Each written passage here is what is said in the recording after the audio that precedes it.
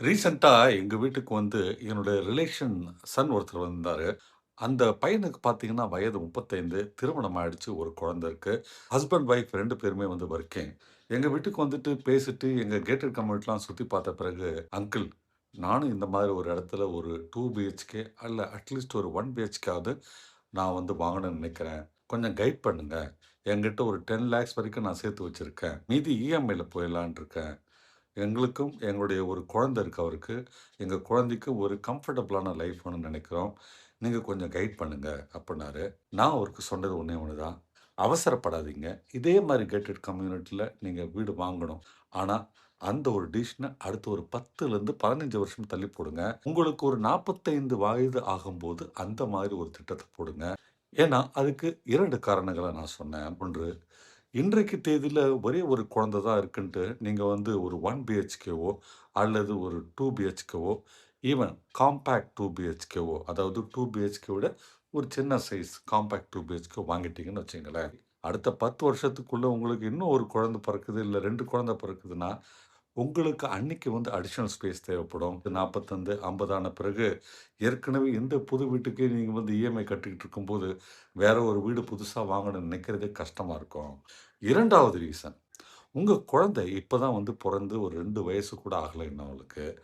அதுக்குள்ள இன்னும் ஒரு 2 குழந்தைங்க வரதுக்கு வாய்ப்பு இருக்கு. அவங்கெல்லாம் பெரியதாகும்போது, அவங்களுக்கு அந்த வீடு வந்து பழைய வீடா தெரியும். 15 வருஷம் கழிச்சு, டாடி நம்ம வந்து வேற ஒரு புது வீடுக்கு போலாமான்ட்டு அவங்க கேட்கும்போது, உங்களுக்கு மனசு வந்து வலிக்கும். ஏன்னா உண்மையிலே அந்த வீடு 15, 20 வருஷம் கழிச்சு, ஒரு பழைய வீடா இருக்கும்போது, வேற எங்காவது வந்து ஒரு அட்ராக்டிவா நல்ல வீடா போணும்னு யோசனை பண்ணா, உங்களுக்கு இந்த வீடு இஎம்ஐ முடியாம 20 வருஷம் கம்ப்ளீட் பண்ணாம இருக்கிறதுக்கு வாய்ப்பு இருக்கு. ஸோ, அதனால கொஞ்சம் பொறுமையா இருந்து அடுத்து ஒரு 15 வருஷம் when you achieve 45 years of age அப்போ வந்து போனீங்கன்னா, குழந்தைகளும் கொஞ்சம் மெச்சூர்டா இருப்பாங்க. அவங்க டேஸ்ட்டுக்கு ஏத்தாவாறு, உங்க வீட்டு நிதி நிலைமைக்கு, உங்க வீட்டு ஃபைனான்ஸ் கண்டிஷன் ஏத்தாவாறு, நீங்க வந்து ஒரு அபார்ட்மெண்ட் வாங்கலாம். அது மட்டும் இல்ல, அப்ப இருக்கிற மாடர்ன் அம்யூனிட்டி ஸ்டைலோட ஒரு அபார்ட்மெண்ட் வாங்கலாம். இப்ப நீங்க வாங்கிட்டு அப்புறம் குழந்தைகள்லாம் பெரியதான பிறகு, இடம் பத்தல, அவங்களுக்கு பிடிக்கலன்னு சொல்ற அளவுக்கு ஆகக்கூடாது, அப்படின்ட்டு கைட் பண்ணுங்க. இன்னொன்னு அவர்கிட்ட சொன்னேன். உங்ககிட்ட ஏற்கனவே 10 லேக்ஸ் இருக்குன்னு சொன்னீங்க. ஸ்மார்ட்டான வேலை செய்யலாம். அந்த 10 லேக்க சும்மா பேங்க்ல போட்டு வைக்காதீங்க. எஃப்டில போட்டு வைக்காதீங்க. அதுக்கு பதிலா வேற ஒரு இன்வெஸ்ட்மென்ட் பண்ணுங்க.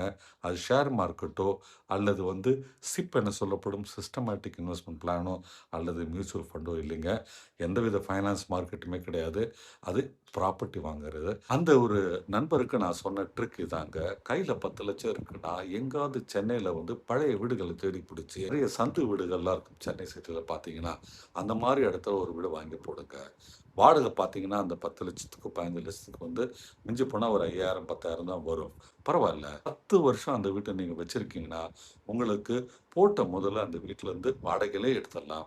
ஸோ, அந்த இன்வெஸ்ட்மென்ட்ட நீங்க அங்க போறது மூலம் உங்களுக்கு மாதம் மாதம் ஒரு வருமானமும் கிடைக்கும்.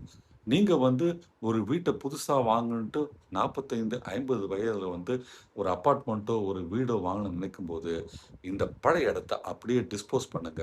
நீங்க ரூ. 10,00,000 குடுத்து வாங்குன அந்த இடம், இப்ப பார்த்தீங்கன்னா, குறைஞ்சபட்சம் 10 வருஷம் கழிச்சு 30,000லேருந்து 40,00,000 அதிகமாயிருக்கும். ஸோ, இன்னைக்கு பார்த்தீங்கன்னா, உங்க கையில வந்து 40,00,000 பணமும் இருக்கும். அந்த இடத்துக்கான வாடகையும், பணமும் உங்ககிட்ட இருக்கிறதுக்கு வாய்ப்பு இருக்கு.